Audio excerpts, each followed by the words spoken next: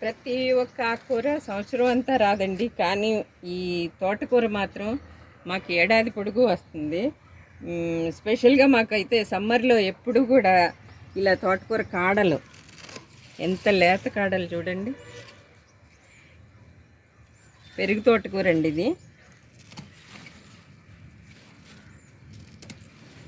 ఇదిగోండి, ఆకుకూర వండుకోవచ్చు. ఇటు కాడలు, తోటకూర కాడల కూర చాలా బాగుంటుంది టేస్ట్గా. హెల్త్కి మాత్రం సూపర్ అండి.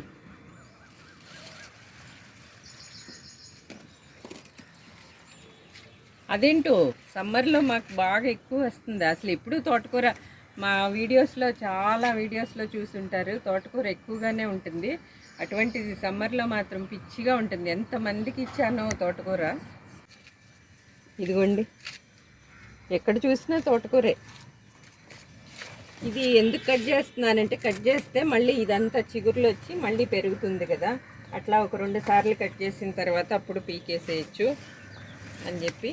ఇదిగోండి, ఇదిగోండి, ఎక్కడ చూసినా తోటకూర కాడలే.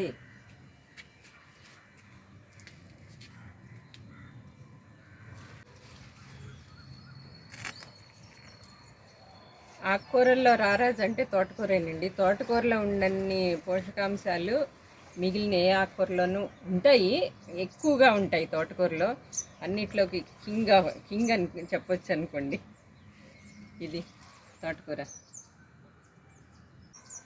ఇలా కొంచెం పెరగనిచ్చామనుకోండి 2 రకాలుగా ఉపయోగపడుతుంది. ఎందుకంటే పైనది ఆకుకూర వండుకోవచ్చు, కింద కాడల కూర, 2 కూరలు అవుతాయి కదా.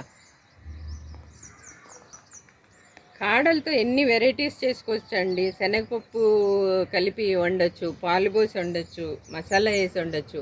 తోటకూర కాడలతో బొచ్చుడు వెరైటీలు చేయొచ్చండి.